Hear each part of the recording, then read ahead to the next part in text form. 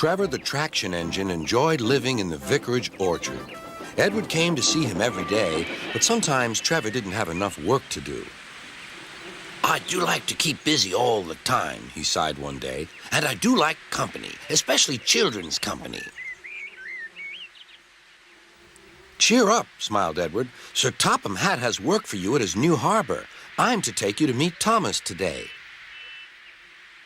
Oh, exclaimed Trevor happily. A harbor, the seaside, children, that will be lovely.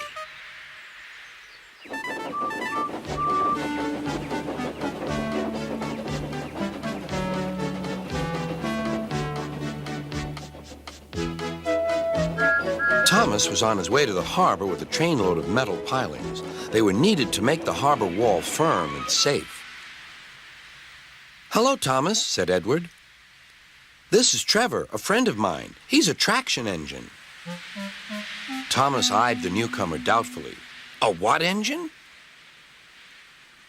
A traction engine, explained Trevor. I run on roads instead of rails. Can you take me to the harbor, please? Sir Topham Hatt has a job for me. Yes, of course, replied Thomas, but he was still puzzled. Workmen coupled Trevor's car to Thomas's train, and soon they were ready to start their journey.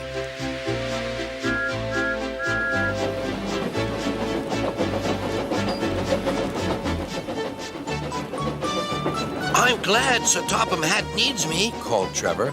I don't have enough to do sometimes, you know, although I can work anywhere, in orchards, on farms, in scrapyards, even at harbors. But you don't run on rails, puffed Thomas. I'm a traction engine. I don't need rails to be useful, replied Trevor. You wait and see.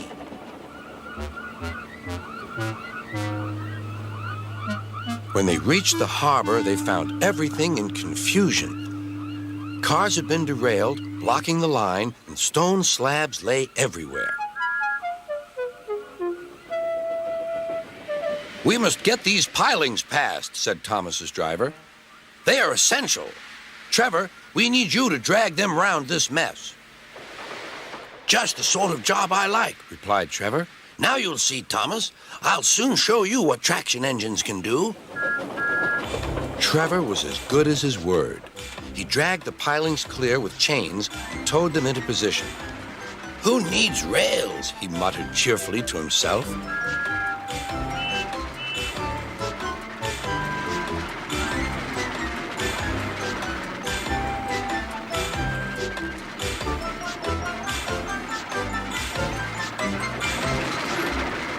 Later, Thomas brought Annie and Clarabelle to visit him.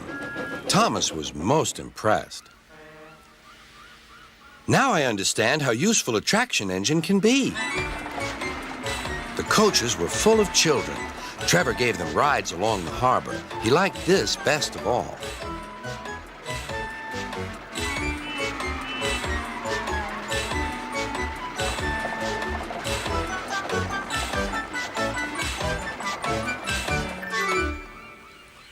He's very kind, said Annie. He reminds me of Thomas, added Clarabelle. Everyone was sorry when it was time for Trevor to go. Thomas pulled him to the junction. A small tear came into Trevor's eye. Thomas pretended not to see. He whistled gaily to make Trevor happy. I'll come and see you if I can, he promised. The vicar will look after you, and there's plenty of work for you now at the orchard, but we may need you again at the harbor someday. That would be wonderful, said Trevor. That evening, Trevor stood remembering his new friend Thomas, the harbor, and most of all, the children. Then he went happily to sleep in the shed at the bottom of the orchard.